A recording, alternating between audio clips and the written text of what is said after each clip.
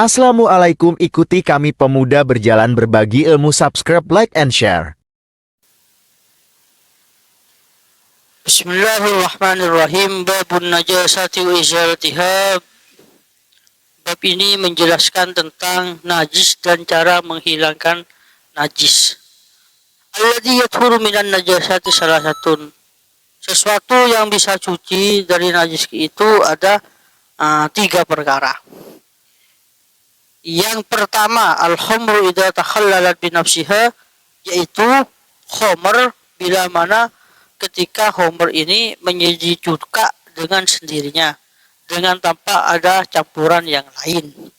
Kalau sebuah khamr disebut dengan khamr secara luasnya yaitu al-muttakhidatu min asidil inab, itu sesuatu yang diambil dari perasannya anggur. Sumyat bidzalika, karena dinamakan dengan khamr itu ditakhmiriha al-aklah ay tahtiyatihi, yaitu disebut khamr karena tertutupnya akal. Jadi orang itu kalau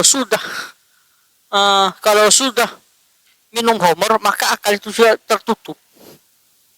Menjadi orang itu kalau sudah hilang akalnya tidak nyambung, karena kalau sudah memabukkan orang itu minum khamr maka mabuk dan akalnya itu sudah tidak sehat, tidak sempurna. Begitu loh. Wasar'an, khamr itu dalam syaratnya kullu muskir, sesuatu yang bisa memabukkan.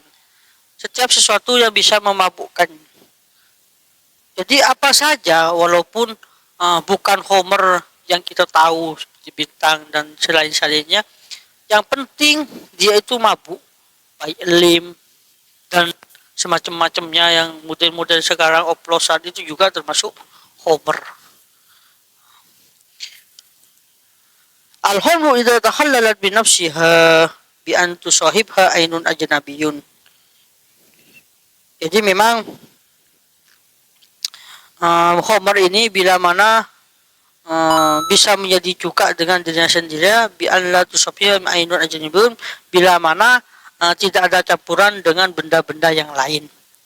Kalau ada campuran dengan benda-benda yang lain, baik itu bendanya najis atau suci, bila mana benda yang dicampurkan ini najis, lam tuthiril khamru bitahallul, maka khamr ini tidak bisa suci dengan sebab menjadi cuka.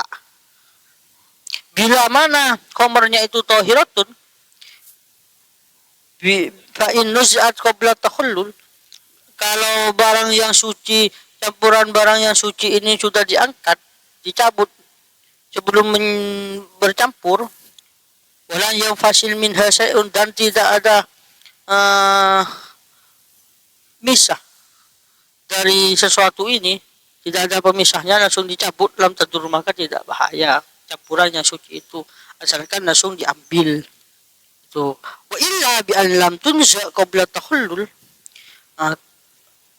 apabila tidak dicabut sebelum menjadi cuka, au nuzat qablahu wa fasadat min syai'un lam tathuril khamru, kalau memang dia sebelumnya sudah dicabut lalu tidak terpisah perkara najisnya itu, maka khamrnya itu tidak akan suci dengan sebab disama menjadi cuka, dengan sebab menjadi cuka, bukan disama. Jadi memang khamr ini banyak. Khamr itu tidak bisa disucikan. Memang kalau khamr sekarang itu ya rata-rata sudah campuran segala macam. Jarang yang perasannya anggur itu tidak dicampur. Memang rata-rata orang itu membuat perasannya anggur itu bukan untuk yang lain. Biasanya memang niatnya itu untuk menjadi khamr, menjadikan khamr. Yang kedua, cara mencucikan dari najis yang berdua itu jildul maitat idza duwa, kulitnya bangkai ketika disama. Kulitnya bangkai ini amma sa'rul ladzi alal, kalau kulit yang menempel terhadap rambut atau bulu yang menempel terhadap kulit, fala yathuru bidabgi illa in kana qalilan fayathuru tab'an lahu Ibnu Hajar. Maka rambut atau bulu yang nempel ke kulit ini tidak akan suci dengan sebab disama kecuali bila mana bulunya ini sedikit. Fayathuru tab'an, maka suci karena ikut kepada kulitnya, itu menurut Ibnu Hajar. Jadi kalau bulunya itu tinggal dikit, tidak bisa dihilangkan, nempel kepada kulitnya, maka juga menurut Imam Ibnu Hajar itu bisa cuci, asalkan tidak banyak. Yang bisa disama itu cuma kulitnya, bukan bulunya. Wa qala Romli, menurut Imam Romli, la yathuru mutlaqan, tidak bisa disucikan dengan secara mutlak kalau bulunya itu. Lakin yu'fa anil qalilil minhu, akan tetapi menurut Imam Romli itu bisa dimaafkan bila mana, bisa dimakfuh bila mana kulitnya bulunya itu sedikit. Itu loh. Kalau sedikit ya gak apa-apa. Kan ada biasanya walaupun dihilangkan kulitnya itu bulunya itu masih ada sisa-sisanya. Ini summa inna mahallatu lil jildi bidabgi. Kemudian sesungguhnya tempat sucinya kulit dengan sebab disama idza tanajjasa bi sababil mauti. Ketika najisnya ini dengan sebab mati, dengan sebab mati.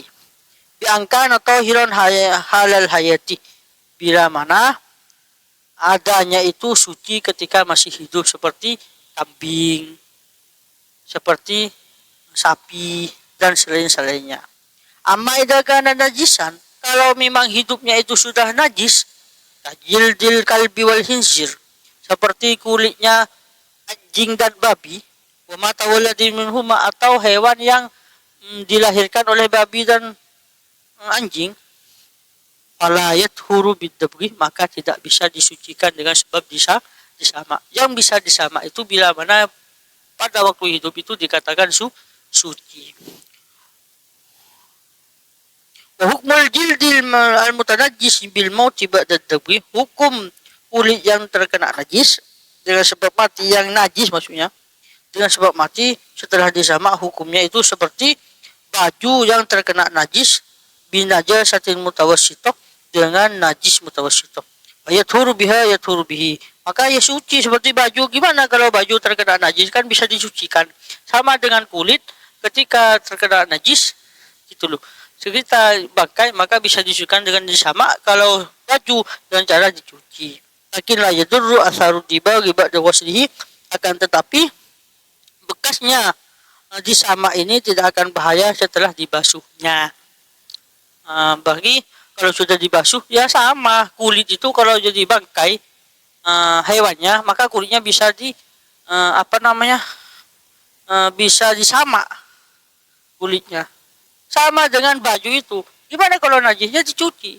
Sama dengan kulit kalau jadi bangkai, ya disucikan dengan sebab disama. Kalau baju itu dengan disuci pakai sabun. Umasor hayawanan, dan hewan dan sesuatu yang menjadi hewan. Jadi an-najasatul lati istihal hayawanan kal maitati idza sardudan. Najis yang berubah warna menjadi hewan.